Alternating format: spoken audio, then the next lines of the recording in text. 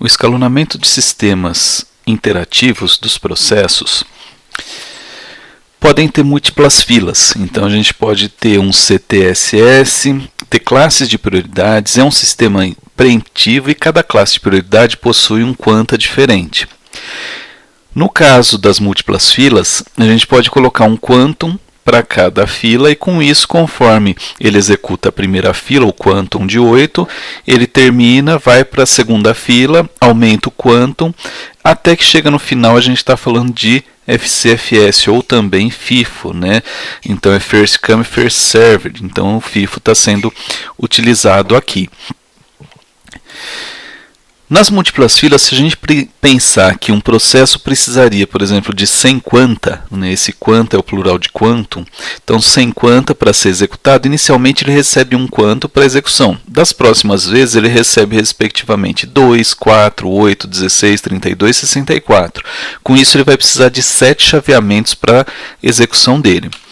Visualmente a gente estaria falando de um esquema de filas desse daqui, porém agora a gente está falando de realimentação. Então a maior prioridade, ele entraria aqui nessa fila e ele executaria. Então uma pequena fatia de tempo, terminou o tempo dele, ele sai dessa fila, vai para a fila de um pouco menos prioridade, porém aumenta a quantidade de tempo. O quantum dele vai aumentando as filas. Até que chega num ponto onde seria a menor prioridade que eu tenho. Então seria uma fila onde o tempo do quantum é o maior, uma maior fatia de tempo, e todos eles cairiam aqui nesse final. Como eu falei no exemplo anterior, a gente está falando de começar com 1, 2, 4 e aumentando. Isso seria um exemplo de um sistema operacional. Nesse caso ficaria nessa fila circular, rodando aqui até terminar a execução dele.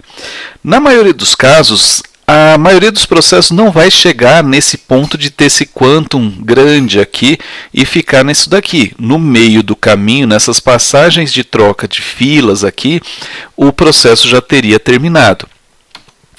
No caso de algoritmos, onde eu vou ter a ideia dos menores trabalhos primeiro, seria um processo interativo. Não se conhece o tempo necessário para a execução. Então a solução seria realizar uma estimativa com base no comportamento passado e executar o processo, cujo tempo de execução estimado seja menor. Então é tudo suposição para esse tipo de algoritmo. A gente também tem o algoritmo garantido, onde eu tenho garantias que são dadas aos processos do usuário. Então, se eu tiver N processos, 1 sobre N do tempo de CPU para cada processo. Então, deve ser mantida a taxa de utilização para cada processo.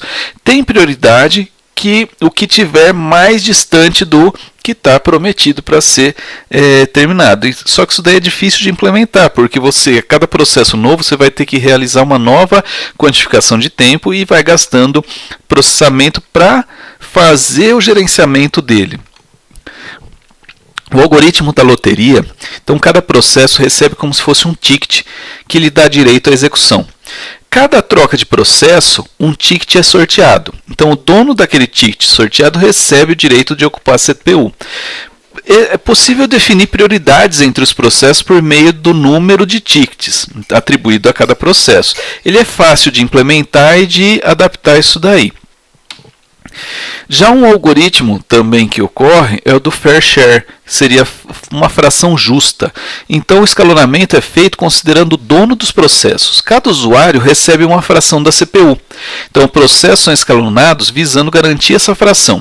Se um usuário possui mais processos que um usuário B e os dois têm a mesma prioridade, os processos do A vão demorar mais do que os processos do B, porque ele tem mais. Então a ideia da fração justa seria nesse sentido. Já sistemas de tempo real, o tempo é um fator crítico. Então a gente está falando de sistemas críticos de avião, hospitais, usina nuclear, bancos, multimídia. Então o ponto importante, obter resposta em atraso é tão ruim quanto não obter a resposta. Então, agora saiu a resposta. Não, agora já não preciso mais. Então isso daí é complicado para um sistema de tempo real. Então a gente tem sistemas de tempo real onde eu tenho o hard real time, onde os atrasos não são tolerados. Por exemplo, aviões, usinas nucleares, hospitais, coisas assim. E eu também tenho soft real time. Atrasos são tolerados. Por exemplo, um multimídia, né? Se você perder um piquezinho da música ou do vídeo, não é tão complicado assim, né? Você não vai destruir um lugar por causa desse pico que teve no vídeo. Mas então é tolerado.